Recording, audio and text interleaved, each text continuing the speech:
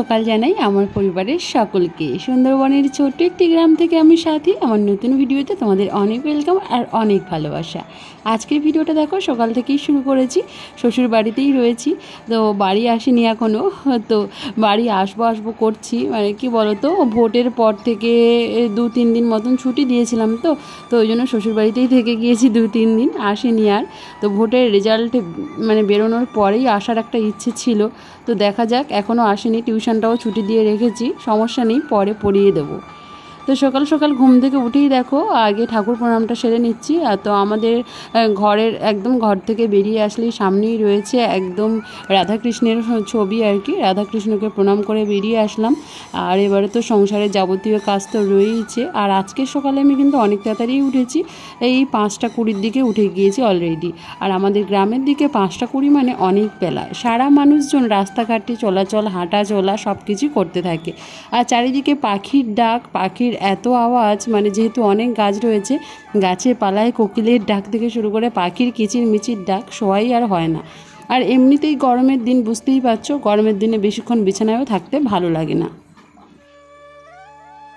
ঘুম থেকে উঠেই আগে ঘরটা ভালো করে ঝাড় দিয়ে নিচ্ছি। আর ঘরের সামনের এখানে ধানের বস্তা ছিল আমাদের, তো মা হচ্ছে ধানটা যেহেতু সেদ্ধ শুকনো করে রাখা ছিল, মা মানে আমার শাশুড়ি মা ধান থেকে চালটা ভানিয়ে নিয়েছে, ওই যে রেখেছে দেখো। এখনও কিন্তু ধানের থেকে যে তুষ হয় না, তো সেটা আলাদা করা হয়নি, বাতাসে উড়িয়ে নিতে হবে, এখনও সে কাজটা হয়নি, ওখানে রয়েছে। তো ঘরটা আমি ভালো করে ঝাড়ঝুড় দিয়ে নিচ্ছি। আর আমি যে কদিন এখানে আসি সে কদিন আমিই সবটা করি, শাশুড়ি মাকে যতটা কম কাজ করতে দিতে পারি সেটাই আমি চেষ্টা করি আর কি। তো সে যাই হোক, তারপরে দেখো দুটো ছোট্ট পুষি আমাদের বাড়িতে চলে এসছে, কাদের বাড়ির জানি না।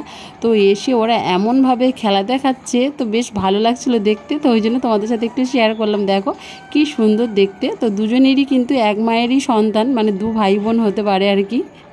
তো ওদের এত সুন্দর খুনসুটি বেশ ভালো লাগছিলো সকাল সকাল দেখতে, তো ওই জন্য তোমাদেরকেও একটু দেখিয়ে দিলাম। তারপরে দেখো উঠোনটা ঝাড় দিয়ে নিচ্ছি। আর সারা ঘর বাড়ির যে কী অবস্থা বন্ধুরা, আর কি বলবো তোমাদেরকে, প্রচণ্ড খারাপ অবস্থায়। আগেও দেখিয়েছি তোমাদেরকে, এখনও দেখো কীভাবে মাটি ধুয়ে ধুয়ে পড়ে যাচ্ছে। তো এই মাটিগুলোকে একেবারে লেপা হবে, একটু বৃষ্টি বা ঝড় এগুলো একটু কমে গেলেই না একেবারে লেপা হবে। আর কি বলো তো, আমাদের ঘরটা এমন একটা পজিশানে, মানে ঘরের চালটা হয়েছে যে কোনোভাবে, মানে একদম ঝড় বৃষ্টি হলেই না জলের ছেঁচা বা ঝাপটা ভালো রকমভাবে ওই রান্নাঘরটায় পাবে, তো ওই জন্য এরকমভাবেই নষ্ট হয়ে যাচ্ছে। আর শাশুড়ি মা বুঝতেই পারছো, বয়স হয়ে গিয়েছে, কতদিন আর লেপতে পারে বলো। এই লেপে উঠবে, আবার 2 দিন পরে বৃষ্টি ঝাপটা, আবার সেই একই পরিস্থিতি। তো ওই জন্য ঘরবাড়ির অবস্থা খুবই খারাপ, তোমরা দেখতেই পাচ্ছ। আর এমনিতেই মাটির ঘরে প্রচণ্ড সমস্যা হয় বৃষ্টির দিনে, সারাক্ষণ ভিজে চ্যাপচেপে মাটি খসে খসে পড়ে যায়, এরকমই হয় আর কি। তো আমাদের এই যে বাড়িটা দেখতে পাচ্ছ, অবশ্যই আমি তোমাদের হোম ট্যুর তো অবশ্যই ভিডিও দেব, কিন্তু সময় সাপেক্ষের মধ্যে আর কি বলবো, হয়ে উঠছে না। তো দেখো এই বাড়ির সামনের দিকটা থেকে ও মাটি একদম, এই যে এলবেস্টারের চাল থেকে যে জলটা পড়ে না, তো ওখান থেকে কিন্তু মাটিগুলো ধুয়ে ধুয়ে চলে যায়। তো ওখানে দেখো পেপার দিয়ে রেখেছি, দেখতেই পাচ্ছ। তোমাদের সাথে কথা বলতে বলতে উঠোনটাও ঝাড় দিয়ে নিলাম। আর তারপরে দেখো ঘরের সামনেটা তো ঝাড় দিয়ে নিয়েছি, আরও একবার বাইরের দিক থেকে ঝাড় দিয়ে নিচ্ছি পরিষ্কার করে। যদি কোনো মাকড়সার ফাঁদ থেকে থাকে তাহলে কিন্তু এই, মানে কি বলবো, এর আগায় ধরা পড়লে তারপরে কিন্তু পরিষ্কারও হয়ে যাবে। প্রত্যেক দিনই এটা করি, এটা হচ্ছে নিত্যদিনের কাজ। চারিদিক দিয়ে একদম ঝেড়ে ঝুড়ে যতটা পারি পরিষ্কার রাখার চেষ্টা করি আমি আসলে। সকালের বাসি থালাগুলো বের করে দিয়ে এসেছিলাম, কড়াইটা বের করা হয়নি। রান্নাঘরে কড়াই ছিল 2টো, তো ওই কড়াই 2টো জলে ভিজিয়ে দিয়ে বালতিতে করে জল নিয়ে চলে আসলাম। এবার দেখো ঘরের এই সামনেটা মুছে নেব। তো দেখো ওই যে মোছার যে জিনিসটা আমি করেছিলাম না, যেহেতু আমি থাকি না, তো কোথায় যে চলে গিয়েছে খুঁজেও পাইনি। তারপরে একটা জামা ছিল, তো জামা ছেঁড়া থেকে এই যে দেখো এক টুকরো কাপড় নিয়ে নিলাম, নিয়ে এবারে ভালো করে চারিদিকটা মুছে নিচ্ছি। মুছে ভালো করে শুকনো হলেই না তারপরে এর উপরে উঠতে হবে। আর নয়তো কি বলো তো, ঘরের ভেতরে যেহেতু মাটি রয়েছে, জুতো খুলেও আমরা উঠে যেতে পারি না, জুতো পরেই উঠতে হয়, আবার সেই একই রকমভাবে নোংরা হয়ে যায়। তো শুকনো হয়ে গেলে ধুলোর ছাপটা অতটাও পড়ে না। আর এই যে জলজলে ভাবের উপর দিয়ে যদি হেঁটে যাই না, তাহলে কিন্তু একদম পুরো কাদার ছাপটা পড়েই যায়, বুঝতেই পারছো। তো মাটির বাড়িতে এরকমই হয়ে থাকে। তো সে যাই হোক, এখানে দেখো ভালো করে একদম ডলে ডলে কাদা নোংরা তুলে পরিষ্কার করে দিচ্ছি। পোটোটা একদম প্রত্যেক দিন দুবার করে আমি মুছি, জানো বন্ধুরা, না তো কিন্তু আমার একদম ভালোই লাগে না। আমি ওখানে গেলে দুবার করে অবশ্যই মুছবো, সকালে একবার, সন্ধ্যের টাইমে একবার। তো না তো একদম পুরো কাদা কাদা হয়ে থাকলে না, ওটার মুখটা বা ধুলো ধুলো হয়ে থাকলে ভালোই লাগে না। তো শাশুড়ি মা ওই দিকটায় ঘরের মানে উনুনের গোবর দেওয়ার কাজটা করে দিচ্ছে, কারণ উনুন গোবর দেওয়াটা আমি ঠিকঠাকভাবে দিতে পারি না। উনুনটা না এমন পজিশানে যে প্রত্যেক দিন রান্না করার পরে একটু না একটু মানে কি বলবো মাটি খসে পড়ে যায়, শাশুড়ি মা আবার মাটি লেপে দেয়, এরকমই হয় আর কি। তো ওই জন্য উনুন লেপাটা শাশুড়ি মা করে। তারপরে দেখো আমি এখানে ঘরটা ভালো করে মুছে দিয়ে চটের বস্তাটা এখানে দিয়ে দিলাম, জুতো খুলে পা মুছে ওঠার জন্য, যদি কেউ ওঠে। তোমাদের দাদাভাই তো বেশিরভাগ জুতো খুলে পা মুছেই ওঠে, তো ওই জন্য ওখানে দিয়ে দিলাম। আর আমার শাশুড়ি মারা সামনের গেটটা খুব একটা বেশি ইউজ করে না, মানে খুব একটা বেশি ব্যবহার করে না। আমাদের আর একটা গেট রয়েছে রান্নাঘরের দিক থেকে, তো ওটা থেকেই শাশুড়ি মা শ্বশুরমশাই বেশি ওঠানামা করে। একেবারে যে ওঠে না এই দিকটা থেকে তাও নয়, তো একটু কমই ওঠে আর কি। দেখো বাড়িতে 3 জনই ব্যক্তি, শ্বশুরমশাই চলে গিয়েছেন দোকানে। তো ওই যে আমার শাশুড়ি মা এখানে বসে বসে গল্প করছে, তোমাদের দাদাভাই পুকুরে ছিপ দিচ্ছে। সকাল সকাল তো ছিপ দিলে মাছটা ঠিক পড়ে, আর আমি এখানে বসে বসে বাসনগুলো মেজে নিচ্ছি, গল্প করছি আর বাসন মাজছি। আর দেখো অনেক দিন পরে বাড়িতে আসলে না শাশুড়ি মা, তোমাদের দাদাভাই, শ্বশুরমশাই, আমরা সকলে মিলে বসে কিন্তু জমিয়ে গল্প করি। বিশেষ করে আমার শাশুড়ি মার সাথে সবচেয়ে বেশি গল্প হয়, কারণ আমার শাশুড়ি মারও মানে কি বলবো একা একাই থাকে সবসময়। আমি গেলেই অনেক রকমের গল্প, কি হয়েছে না হয়েছে, এক সপ্তাহ যদি বাড়ি না যাই, এক সপ্তাহের মধ্যে কি হয়েছে না হয়েছে সমস্ত রকম কিন্তু গল্প চলে, মানে বলতেই থাকে। কোথাও আমি বসে কাজ করছি তো গল্প হচ্ছে, কোথাও শাশুড়ি মা বসে গল্প মানে কাজ করছে তো আমি গল্প করছি। তো এরকমভাবেই কিন্তু আমাদের দিন চলে। আমাদের মানে কি বলবো, ওই যে হয় না সারাদিনে একবার খেলেও সংসারের শান্তি আর সুখটা সবচেয়ে বড় দরকার, তো সেটা কিন্তু আমাদের সংসারে রয়েছে। সুখ আর শান্তিতে মিলেই আমরা একবার খেয়েও বা সপ্তাহে একদিন মাছ খেয়েও অনেক ভালো থাকার চেষ্টা করি, সকলে মিলেই আর কি। সকলের সাথে অনেক ভালো থাকার চেষ্টা করি, সবাইকে অনেক ভালো রাখারও আমি চেষ্টা করি মনে প্রাণে। তো তারপরে দেখো পাশের বাড়ির জেঠিমায় যে দেখতে পাচ্ছ, পাশের বাড়ির জেঠিমার কিন্তু অনেক বয়স হয়ে গিয়েছে, আর উনি অসুস্থ, কিন্তু আমাদের বাড়ি আসা ওনার বন্ধ হয় না। পাশেই যেহেতু ওনার বাড়ি, প্রত্যেক দিন সকালবেলা আমাদের বাড়িতে এসে এই যে ঘাটের পাড়ে বসে, মানে পুকুর পাড়ে বসে এখানে উনি দান মাজবেন, বসে গল্প করবেন। তো যেহেতু অনেক বয়স হয়ে গিয়েছে, শাড়ি না ঠিক সেইভাবে সামলাতে পারে না, তো ওই জন্য এই যে সায়া আর ব্লাউজই পরে বেশিরভাগ, আর একটা গামছা দিয়ে রাখে। আর এমনিই প্রচণ্ড গরম, তার উপরে উনি চলতেও পারেন না সেইভাবে, লাঠি ধরে অনেক কষ্ট করেই চলাফেরা করে। তো ওই জন্য একেবারেই যে 12 হাত শাড়ি সামলানোর মতন ওনার আর সেইভাবে ক্ষমতা নেই, দেখতেই পাচ্ছ। তো দেখো তোমাদের দাদাভাই সকাল সকাল পুকুরে ছিপ দিয়েছিল, এই যে একটা পোনা মাছ পেয়ে গিয়েছি, তারপরে একটা শিঙি মাছ হয় না, শিঙি মাছ ছিপে উঠেছে, বুঝতে পারছো তাহলে।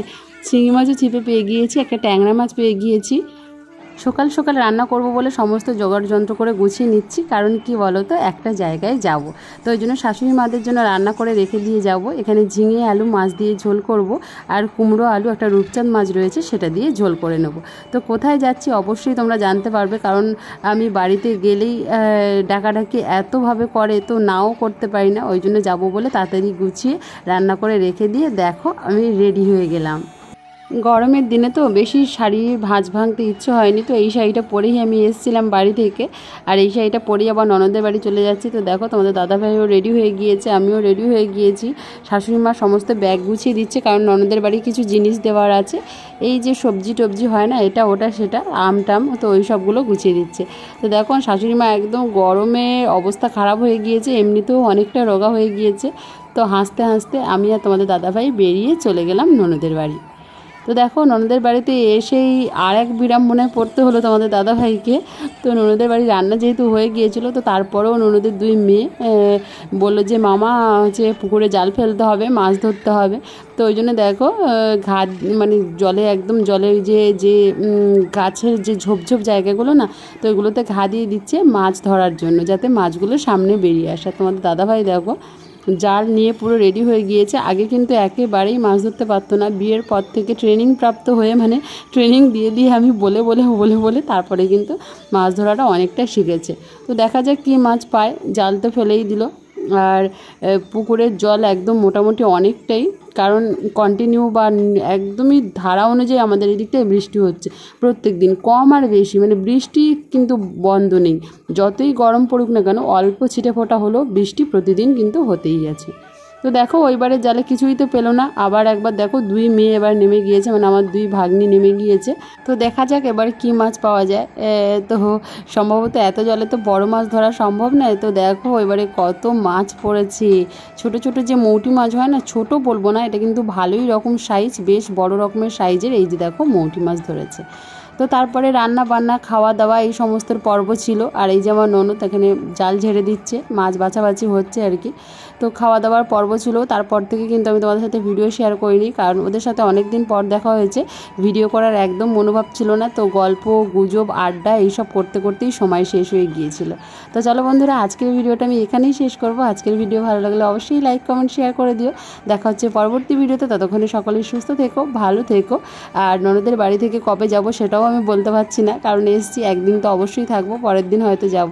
তো দেখো আমরা কতগুলো মৌটি মাছ পেয়েছি, তোমরা শুধু দেখো, অনেকটা পরিমাণে কিন্তু মৌটি মাছ পেয়ে গিয়েছে। আর আমাদের ননদ চান করবে বলে একদম বসে গিয়েছে মাটিতে, দিয়ে একদম মাছ কুড়ানো শুরু করে দিয়েছে। তো চলো আজকে ভিডিও এতটুকুই। আজকে ভিডিও ভালো লাগলে অবশ্যই লাইক কমেন্ট শেয়ার করে দিও। যারা নতুন আমার ভিডিও দেখছো অবশ্যই কিন্তু চ্যানেলটাকে সাবস্ক্রাইব করে বেল নোটিফিকেশান অন করে রেখো। যখনই আমি ভিডিও পোস্ট করব সবার আগে নোটিফিকেশান তোমাদের কাছে পৌঁছে যাবে। আর এই দিদিভাইকে একটু সাপোর্ট করো, তোমাদেরকে তো বারবার করে বলি। আর সকলের মধ্যে ভিডিওটা অনেক অনেক শেয়ার করে দিও। তো চলো বন্ধুরা, সকলের সুস্থতা কামনা করি, সকলেই সুস্থ থেকো আর ভালো থেকো। যাই পরিস্থিতি আসুক না কেন, সবসময় নিজেকে ভালো রাখতে হবে। নিজেকে ভালো রাখার দায়িত্ব আমাদের নিজেদেরই, কেউ আমাদের ভালো রাখবে না, আমাদেরকে ভালো রাখতে হবে। তো চলো সকলকে আবারও একবার ভালো থাকার শুভেচ্ছা জানিয়ে ভিডিওটা এখানেই শেষ করলাম।